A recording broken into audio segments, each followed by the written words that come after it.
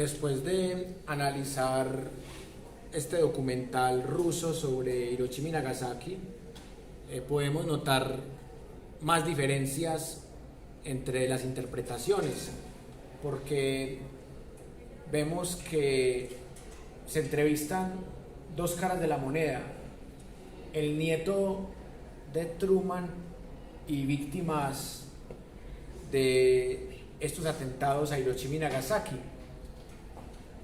Y es curioso porque Estados Unidos no se disculpó, pero si se disculpaba tampoco serviría de nada, porque eso no iba a devolver 200, 300 mil vidas que se perdieron ahí. Y quiero que analicemos la justificación de Truman para dar la orden de tirar esas bombas. Él dice que era por salvar vidas, porque una invasión traería más muertes. Igual no se sabe cuántas muertes hubiesen habido en una invasión. Podrían ser 10.000 o podrían ser 300.000 o 1.000.000 también, no se sabía. Pero el argumento que esconden las fuentes occidentales es el tema de los 3 meses, que las bombas a Hiroshima y Nagasaki son el 6 y el 9 de agosto de 1945. Y había un margen de error hasta noviembre del 45. Y ya Japón estaba prácticamente vencido. Y puede que ni siquiera haya sido necesario que Estados Unidos se metiera allá, al territorio de ellos. Y por eso la tesis de este documental que acabamos de ver es 2 bombas totalmente innecesarias, 300.000 vidas que pudieron haberse salvado, secuelas que pudieron haberse evitado.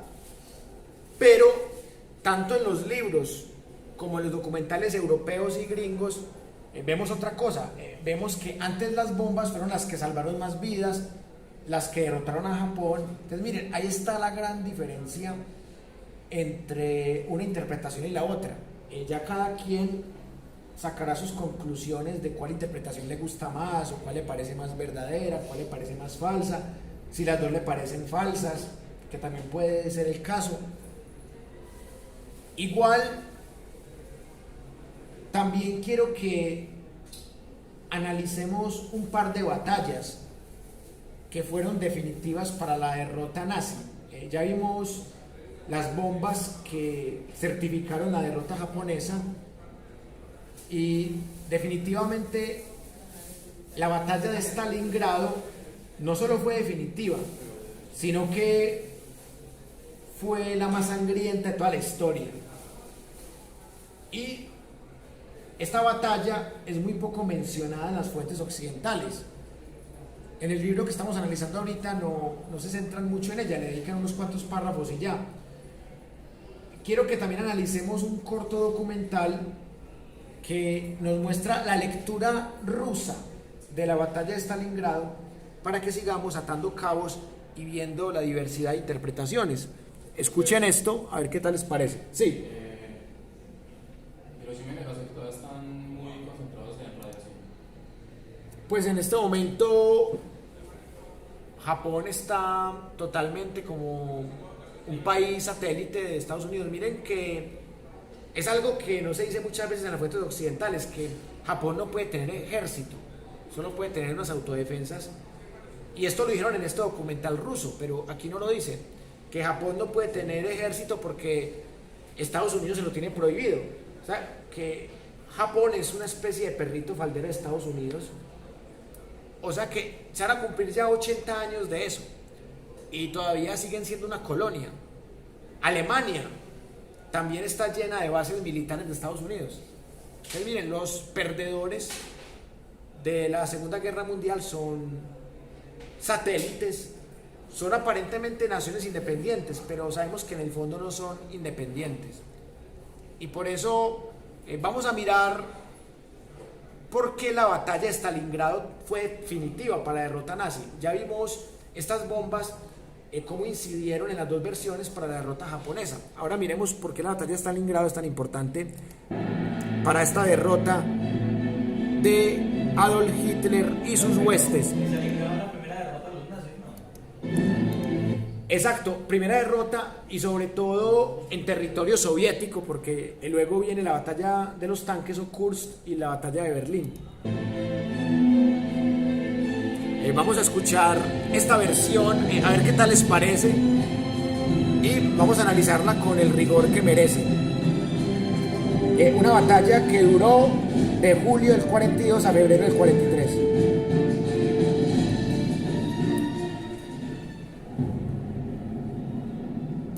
Galina Rusanova estuvo en Leningrado en el verano de 1941, cuando las fuerzas alemanas llegaron a las afueras de la ciudad. En septiembre, el último acceso por tierra a la ciudad, que se usaba para transportar provisiones, fue cortado. En aquel entonces, Galina tenía 12 años. Tenía solamente a su madre. Estaban a punto de enfrentar el primer y más duro invierno del asedio.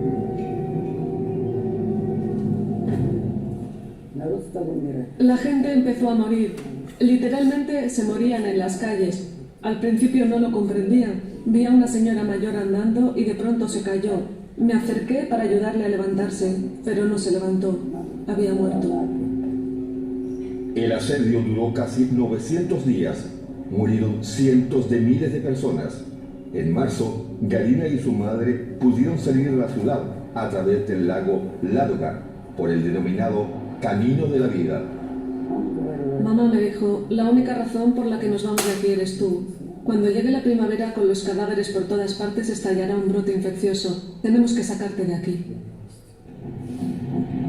Miles de refugiados, en su mayoría mujeres y niños, huían de las regiones occidentales de la Unión Soviética, que habían sido destruidas por la guerra. Pensaron que habían tenido suerte de haberse escapado del infierno del bloqueo para ir a una ciudad al sur de Rusia, Stalingrado. Para una adolescente que había sobrevivido a los ataques aéreos y al hambre del bloqueo, esta ciudad a orillas del río Volga le parecía increíble. Mucho sol, no había apagones eléctricos, las calles estaban bien iluminadas, había mucha gente en el parque y un comercio muy activo en el mercado donde vendían rábanos, perejil y todo tipo de peces sin necesidad de presentar las tarjetas de abastecimiento. Así era la ciudad que llevaba el nombre de Stalin, líder del Estado, en el verano de 1942. Era el sueño soviético, un gran centro industrial con fábricas, nuevas escuelas y universidades, calles amplias y plazas animadas. El primer año de la guerra, miles de personas encontraron refugio aquí. Galina y su madre, como muchos otros refugiados, estaban empezando una vida nueva, pero la paz que habían encontrado resultó efímera. Era solamente un momento fugaz. Mi madre encontró trabajo, pero un mes más tarde se enfermó. Llegamos a Stalingrado en mayo. El 18 de junio murió de fiebre tifoidea. Galina quedó completamente sola. Nadie se ocupaba de mí, pues vine a un centro desde el cual envían a los niños a orfanatos. La población urbana creció de 450.000 antes de la guerra a 900.000 en el verano de 1942. Los padres enviaban a sus hijos aquí, esperando que estuvieran a salvo en una ciudad que aparentemente se encontraba muy lejos de las operaciones militares. Así fue como Anatoly Kulishev llegó a Stalingrado. Tenía solo 11 años de edad. Mis padres no comprendían que los alemanes estaban marchando hacia la ciudad. Cuando mi tía me recibió en la estación me dijo con reproche, ¿qué pensaban tus padres cuando te enviaron aquí? ¿No te das cuenta que los alemanes están acercándose a Stalingrado? Aunque muchos sabían de la inminente amenaza, la gente nunca se podía imaginar o simplemente se negaba a creer que la guerra se pudiera extender hasta el río Volga y que los nazis lograran llegar a la ciudad de Stalin. Sin embargo, las batallas se desataban muy cerca, a lo largo del río. Estábamos muy seguros de nuestra victoria cuando nos acercamos a la ciudad. Creíamos que la ciudad sería nuestra y que podríamos mantener con firmeza nuestro control sobre la región del Volga. Unas semanas antes de la batalla, mandaron a los adultos a fortificar las líneas de defensa, pero nadie anunciaba la evacuación. Stalin se opuso a cualquier intento de evacuar a los civiles. Desde su punto de vista despiadado, pragmático e inhumano, pensaba que si la ciudad era evacuada sería señal de carencia del deseo de resistir, y los soldados estarían más decididos a luchar y a defender la primera ciudad mientras no haya sido evacuada. Galina se quedó en Stalingrado. En julio, los oficiales del Ejército Rojo llegaron a su orfanato. Escogieron a Galina y a otros 4 niños para enviarlos en una misión al territorio ocupado por los alemanes, a fin de descubrir la ubicación y desplazamiento de las tropas enemigas. Había un camino desde Stalingrado hasta el río Don. Nosotros hacíamos un reconocimiento a través de aquella llanura. Un adulto hubiera sido muy visible, tenía que ser un anciano, de lo contrario, cualquier otra persona hubiera podido ser detenida por los alemanes en poco tiempo. La situación en el frente era crítica. El 28 de julio de 1942, Stalin decretó la Orden 227, denominada Ni un paso atrás. La orden fue un llamado al patriotismo soviético y reflejaba la gravedad de la situación, pero había una condición cruel. Los destacamentos del bloqueo contra los desertores estaban detrás de las unidades de vanguardia del Ejército Rojo para fusilar a todos los que querían desertar o retirarse. Habría sido imposible defender Stalingrado sin aplicar el miedo y la violencia. No hubiera habido suficientes soldados en los destacamentos de bloqueo para detener a todas las fuerzas del ejército que hubieran decidido fugarse.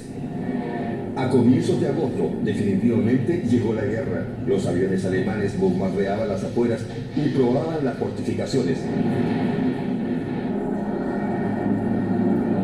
Era en pleno verano. Como muchos de sus compañeros, Boris Krzyżanowski estaba disfrutando de la última semana de sus vacaciones de verano. Sabíamos que la guerra se acercaba, pero éramos niños y la guerra era en cierto modo un juego para nosotros. Nos gustaba trepar por las colinas de la ciudad y ver los fuegos de artillería que podíamos distinguir a lo lejos. El 23 de agosto, el ejército alemán alcanzó el río Volga, al norte de Stalingrado. Los tanques y la artillería atacaron los barcos y transbordadores que cruzaban el río. Otras unidades se encontraban a la entrada de la ciudad. Por la radio anunciaron alarma antiaérea. Por lo regular, la alarma se acompañaba por el sonido tic-tac del metrónomo. Habíamos escuchado estas alertas tantas veces que simplemente no le prestábamos atención, mientras que nos sentábamos a la mesa cubierta con un mantel a tomar té por última vez. Era la mañana del domingo. Los que no estaban en el trabajo estaban en casa con sus familiares a la orilla del río. De pronto, un estruendo y en el cielo aparecieron aviones. Nunca había visto tantos aviones. El cielo estaba nublado de aviones que volaban en grupos de 3. De pronto vi una enorme nube de tierra elevándose hacia el cielo. Así empezó todo. Ventanas y puertas de cristal volaban por todas partes, llevadas por una fuerte ráfaga de viento. Había un fuerte olor a humo ya quemado en el aire. Entre nosotros no existía el sentimiento del miedo. Cuando dejamos la ciudad, pudimos ver que había dejado de existir.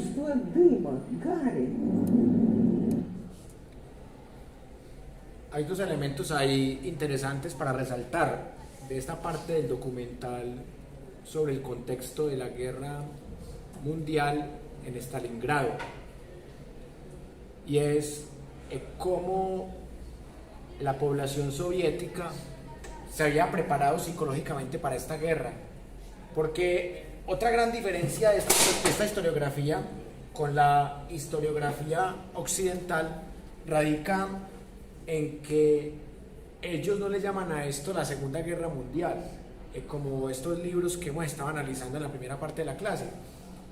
Ellos le llaman la Gran Guerra Patria. Convirtieron esto en un símbolo nacional, como pasa con nuestra historiografía, con el tema de Bolívar, de Santander, de la batalla de Boyacá. Así lo plantean los soviéticos. Ellos no hablan de una Segunda Guerra Mundial que empezó en 1939 y terminó en 1945. ellos hablan en sus libros de historia de la Gran Guerra Patria que empezó en 1941 con la invasión nazi y en 1945 con la victoria soviética. Incluso en mayo los rusos hacen un desfile militar por todas las ciudades celebrando el triunfo sobre los nazis. Entonces los rusos sacan pancartas que dicen como el día que Stalin nos salvó de los nazis o el día que los rusos salvamos la humanidad. Entonces ya se ha convertido en una historiografía patria nacionalista y empiezan a entregar distinciones. Entonces llega Vladimir Putin y le entrega distinciones a los héroes de Stalingrado que están vivos, a los héroes de la batalla de Kursk, a los héroes de la batalla de Berlín o a sus familiares cuando ya los héroes están muertos. Y solamente por curiosidad, miren los canales rusos en español entre el 8 y el 9 de mayo. Ya saben pues el tema del horario. Entonces, desde el 8 de mayo empiezan a hacer homenajes, documentales, desfiles, y ellos celebran con ese desfile el triunfo sobre los nazis. Entonces miren que son historiografías muy diferentes. Para estos es más importante el desembarque de Normandía, la operación Overlord, la liberación entre comillas de Francia. En cambio para los rusos es más importante cómo resistió Leningrado, el cerco, cómo le ganaron a los nazis en Stalingrado, cómo ganaron la batalla de los Kursk, cómo llegaron a Berlín y cómo llegaron primero que los gringos a Berlín. Que había un general gringo que estaba muy enojado porque llegaron primero los soviéticos a Berlín, porque él quería llevarse los créditos. Entonces, este tipo de documentales nos muestran la otra cara de la moneda y es interesante que hablen personas que para la época tendrían 10, 12 años. Hay personas pues que en este momento están por los 90 años y que al estar con vida pues siguen contando esas historias, y hay que aprovechar esas personas porque va a llegar un momento en que ya no va a quedar ningún vivo de esa época de la Segunda Guerra Mundial. Ahora sí escuchemos esta parte final del documental. Cientos de bombarderos y aviones de caza de la Fuerza Aérea Alemana bombardeaban la ciudad. En unos cuantos minutos, Stalingrado se transformó en un infierno vivo.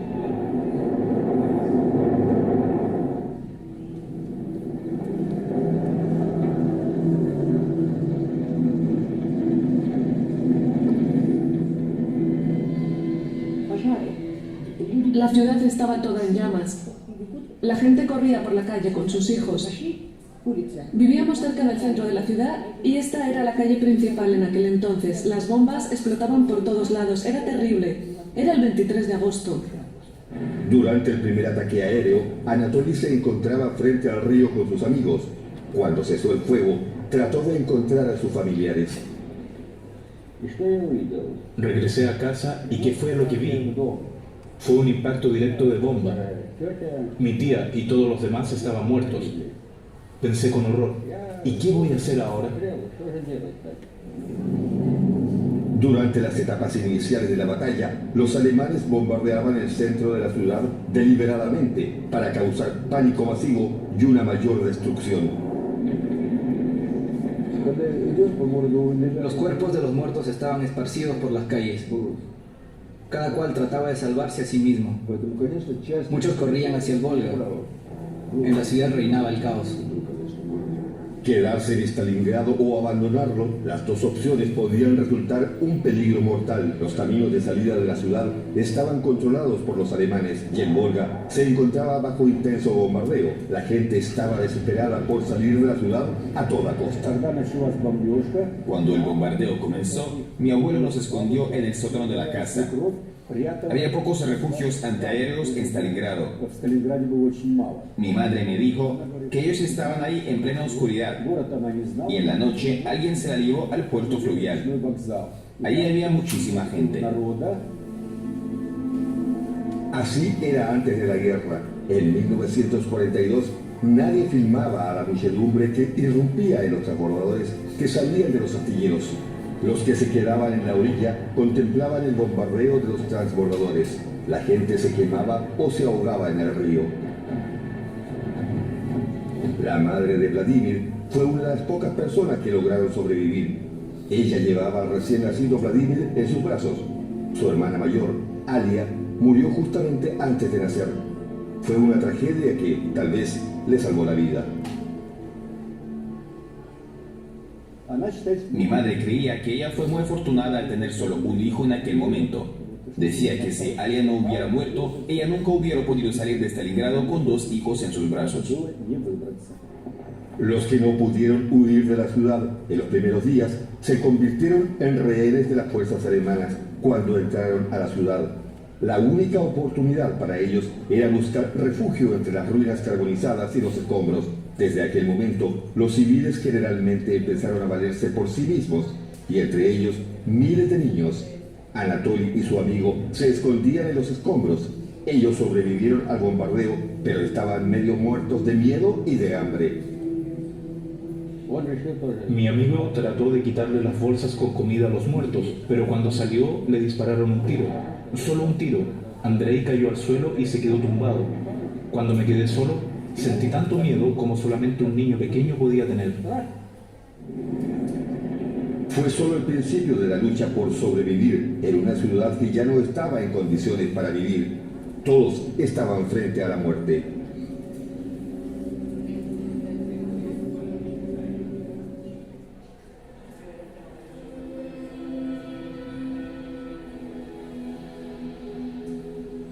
Este molino es un recuerdo de la destrucción de la ciudad. En unos días, Stalingrado se convirtió en escombros y ruinas ardientes. Más de 40.000 personas fueron asesinadas en una semana a causa del incesante bombardeo. El mando de los nazis estaba decidido a borrar Stalingrado de la faz de la tierra. El primer bombardeo masivo fue solo el comienzo de una cruel batalla que duró 5 meses.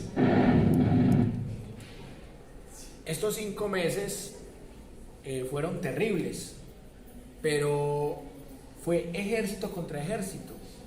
Pero lo de Hiroshima y Nagasaki fueron 2 días. Entonces, bueno, sí, aquí murió casi la misma gente, pero fueron 5 meses de ejército contra ejército. Murió población civil soviética, porque es que esto no fue en Alemania, esto no fue en Berlín, esto fue en Stalingrado, en la Unión Soviética. Entonces miren la diferencia entre esos 2 hechos. Esto no fue en Washington, no fue en New York, esto fue en Hiroshima y Nagasaki. Esto no fue en Frankfurt, no fue en Berlín, fue en Stalingrado. Entonces, los soviéticos tienen la excusa de que es que los nazis fueron los que se metieron aquí.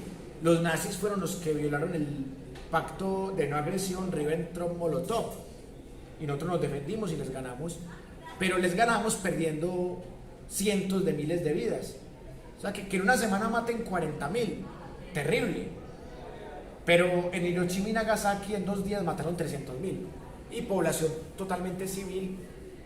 Entonces, hay gente que trata de equiparar, que no, que es que vea, así como en Hiroshima y Nagasaki los gringos hicieron eso por salvar vidas, aquí los soviéticos hicieron esto por salvar vidas. Pero es que aquí a los soviéticos no les quedaba otro camino que defenderse. Eran ellos o los nazis. En cambio, los gringos sí pudieron haber esperado un poquito más. Porque ¿acaso Washington estaba siendo atacado? ¿O acaso existe la batalla de Washington? ¿O existe la batalla de Los Ángeles? ¿O existe la batalla de New York? No. Entonces, hacer guerra en territorio ajeno es delicioso. Porque a Estados Unidos le encanta hacer la guerra en territorio ajeno. Pero no había antes de las sí. bombas, no hubo una invasión de Japón a Estados Unidos. A una colonia de Estados Unidos. Es que es diferente. Es que Pearl Harbor, Estados Unidos, es una base naval de Estados Unidos, pero es una colonia. Es muy diferente meterse a una colonia que meterse a lo que son los estados con derechos. Por ejemplo, no es lo mismo meterse a Nueva York que a Puerto Rico, porque Puerto Rico, ¿qué es? Una colonia. ¿Qué derechos tiene un puertorriqueño? O sea, un puertorriqueño tiene algún derecho de Estados Unidos, ¿no? A ser colonia. Entonces, no es lo mismo invadir a Puerto Rico o invadir a Pearl Harbor que invadir a Washington. Y no es lo mismo invadir una colonia soviética en Bielorrusia o en Ucrania que invadir Stalingrado. O sea, porque ya son propiamente la raíz del imperio.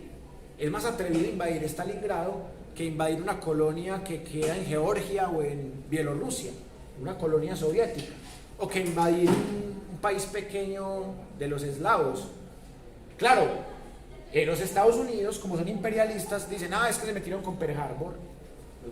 Sí. Pero también se dice que eso fue uno de los mayores errores de los nazis cuando estaban entrando a Stalingrado, cuando pasaron por Ucrania. Muchos de los ucranianos sentían que los nazis eran salvadores en el sentido de que estaban en contra del comunismo de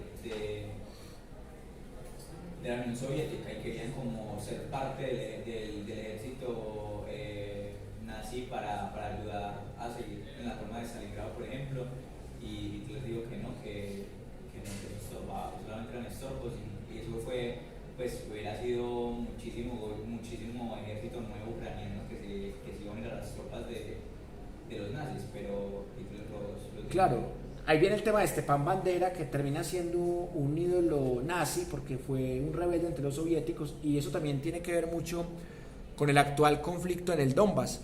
Y por eso quiero que miremos también el tema de esas memorias, porque es importante eso para comprender el conflicto actual, y eso es lo que haremos en esta última parte de la clase.